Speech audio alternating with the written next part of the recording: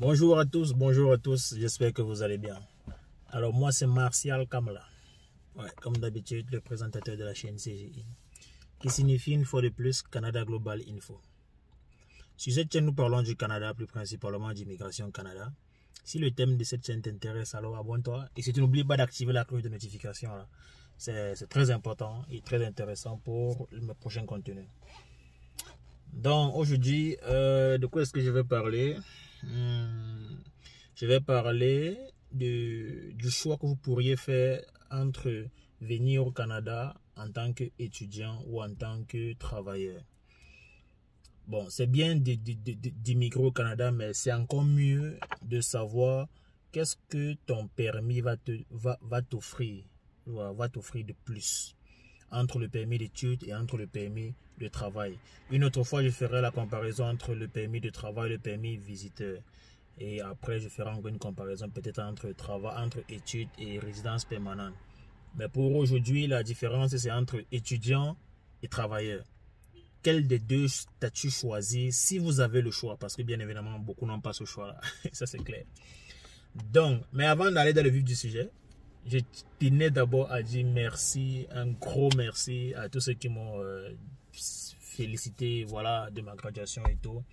Je tenais à vous dire merci par rapport à ça, ça m'a touché et tout. Je me suis rendu compte que j'ai vraiment les abonnés. Donc, c'est ça, un gros merci. Et voilà, je sens que vous êtes avec moi, vous me suivez, en fait, vous me suivez de près, quoi. Ça fait du bien, ça fait du bien. Donc, c'est quoi donc la différence entre venir au Canada en tant qu'étudiant, soit en tant que travailleur? Je vais parler un peu des choses, des opportunités qui peuvent se placer, qui peuvent s'offrir à vous. Vous allez juger de vous-même à la fin de la vidéo quel statut serait le mieux pour vous. Des deux côtés, rien n'est évident. Bon, pas rien d'évident, mais chaque statut a ses avantages et ses inconvénients. Commençons avec le permis d'études. Lorsque tu viens au Canada en tant qu'étudiant, peu importe que ce soit un DEC que tu prends ou que ce soit un bachelor, c'est-à-dire de 4 ans à l'université, ou même un master ou une maîtrise de 2 ans à l'université. Je vais laisser d'abord l'université, parlons du DEC. Lorsque tu arrives au Canada en tant qu'étudiant, lorsque tu finis ta formation de 2 ans, automatiquement, selon ton programme, tu as droit à un permis de travail post-diplôme. Tu as droit à un permis de travail post-diplôme. Maintenant, ce permis de travail post-diplôme dépend du nombre d'années que tu as fait dans les études.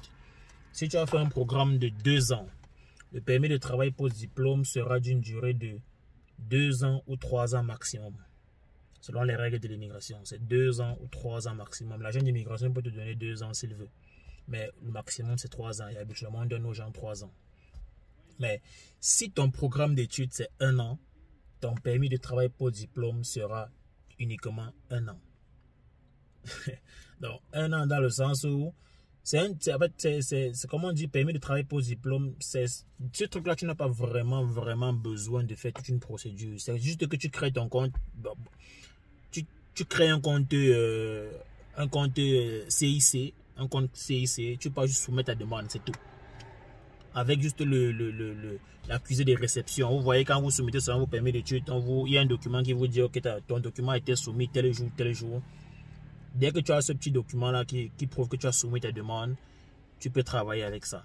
2 jours après, tu vas recevoir, ou un jour même, tu vas recevoir le mail de l'immigration que voilà, on a reçu ta demande, tu es autorisé à travailler jusqu'à ce... Bon, il y a au moins un délai de 5 mois.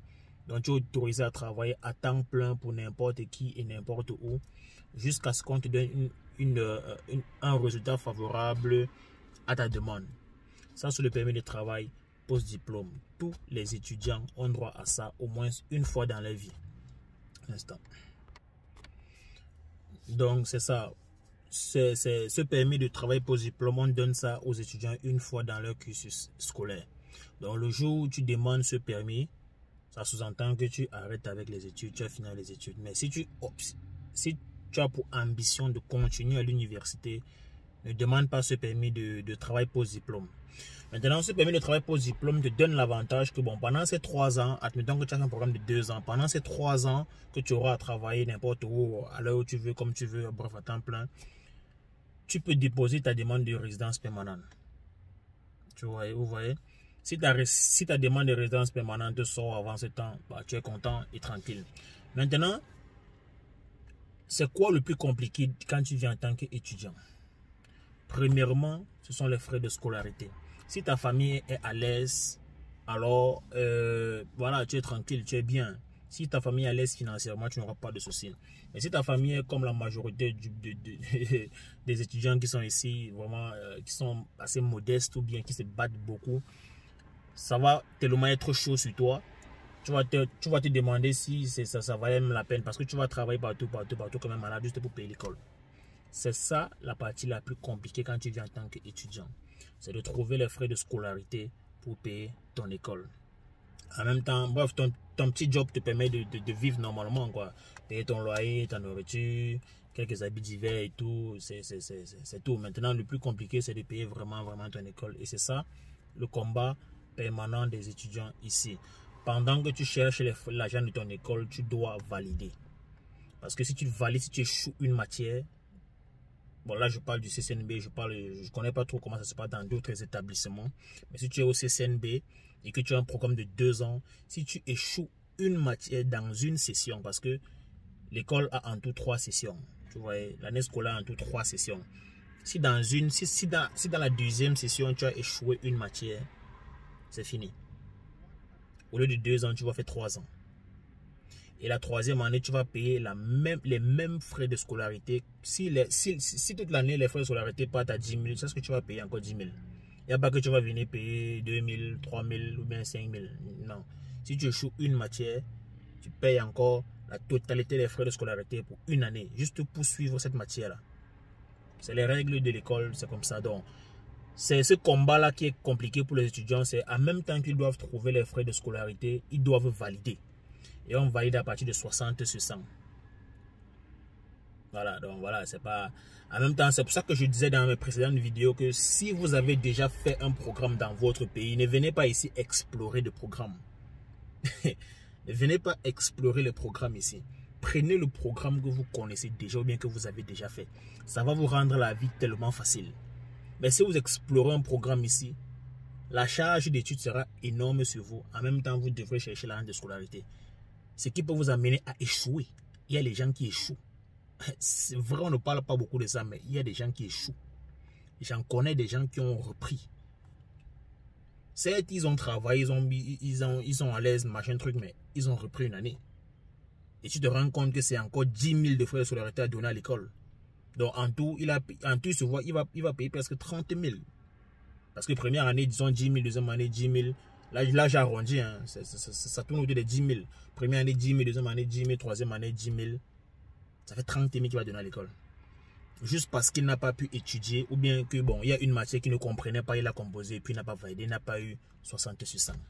Ça fait 10 000 de plus à donner l'année prochaine. Donc, en gros, ça ne sert même plus à rien qu'il continue encore à fréquenter parce qu'il va revenir l'année prochaine pour valider seulement la matière là. Et si cette matière avait des suites, c'est-à-dire au trimestre, à la deuxième session ou la troisième session, ça ne sert plus à rien qu'il continue à suivre les matières là parce qu'il va encore tout refaire ça encore. Donc, les amis, voilà le couloir le plus compliqué quand tu viens en tant qu'étudiant. Maintenant, ce qui est bien quand tu finis avec l'école, c'est que tu es tranquille. Les étudiants ont la possibilité, là je parle des avantages d'être étudiant.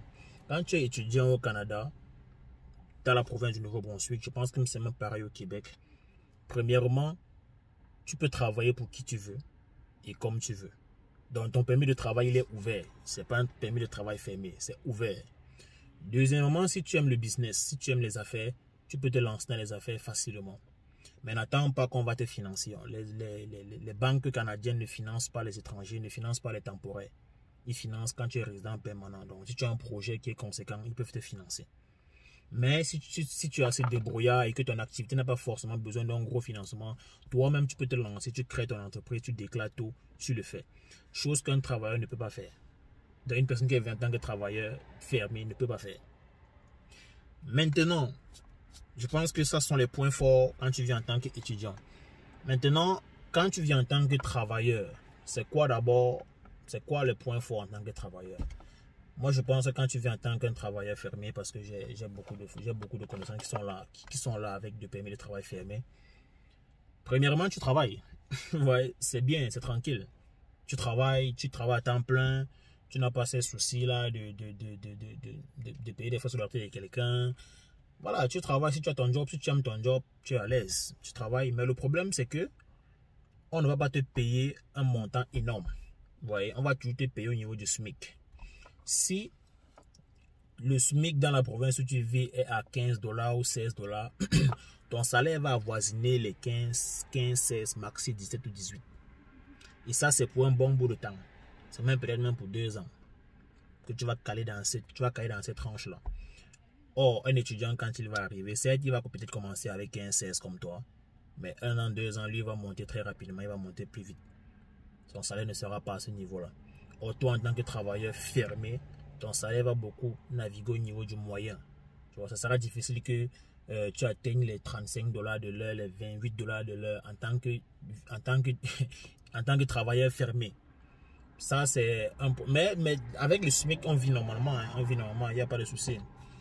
Maintenant, l'autre inconvénient que je trouve à ça, c'est le fait même de venir en tant que travailleur fermé. Parce que quand tu viens en tant que travailleur fermé, tu es lié à une entreprise et à un seul endroit. Donc, si l'entreprise là se trouve dans une région X, si ton contrat c'est 2 ans, c'est dans cette région X là que tu vas vivre pendant 2 ans ou 3 ans.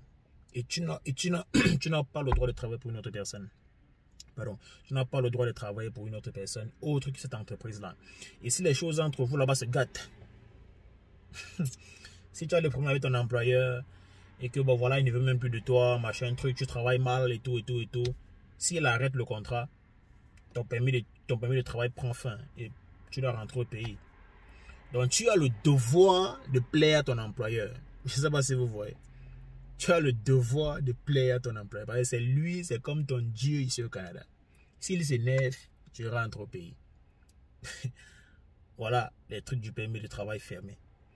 Donc maintenant, moi, si je peux donner un conseil à quelqu'un qui vise loin, c'est même toujours au niveau du travail, du permis de travail fermé. Après tes 2 ans, 3 ans, tu pourras changer de statut. Et quand ton contrat de permis de travail fermé va prendre fin, tu pourras peut-être faire une nouvelle procédure pour changer de statut ou bien pour demander un permis de travail ouvert. Ça sera possible. Mais pendant ces 2 ans-là, tu es comme ça, on te tient. Pendant ces 2 ans ou 3 ans de ton permis de travail fermé, l'entreprise te tient. Tu ne peux rien faire autre que ton travail. Tu ne peux pas faire de deuxième job. Tu peux le faire dans le noir. Mais si on te prend, ça a des risques et périls. Mais légalement parlant, tu n'as pas le droit de travailler pour une autre personne. Peu importe l'endroit. Tu restes où ton entreprise t'a accueilli. Tant pis pour toi si tu es parti dans un fin fond du Canada. On ne sait pas où tu es parti. Comme les gens veulent seulement voyager là. Si on t'a donné une offre d'emploi qui est fin fond du Canada là, c'est là-bas que tu vas vivre pendant 2 ans, 3 ans. Avant d'expirer, changer de statut, avoir un permis de travail ouvert pour quitter l'endroit où tu es, aller dans un endroit plus confortable. Vous voyez. Donc, il faut juger beaucoup ces choses-là. Maintenant, moi, si j'ai un conseil à donner à quelqu'un, entre choisir, immigrer entre études, soit travail, moi je dirais premièrement, ça dépend de tes moyens. Le Canada, c'est comme je dis souvent à beaucoup de mes amis, c'est un système qui est trop carré avec les bouts arrondis. C'est trop carré avec les bouts arrondis. Pas les bouts arrondis, les bouts ce sont les angles droits. Donc il n'y a même pas un petit cercle d'arrondissage. Non, tout est serré. Vous voyez, tout est serré. Donc, c'est comme déjà, plus tu dépenses, selon comme je comprends, c'est déjà, plus tu dépenses dans ce pays, plus tu es privilégié. Vous voyez, plus tu dépenses de l'argent, plus tu es avantagé par le système.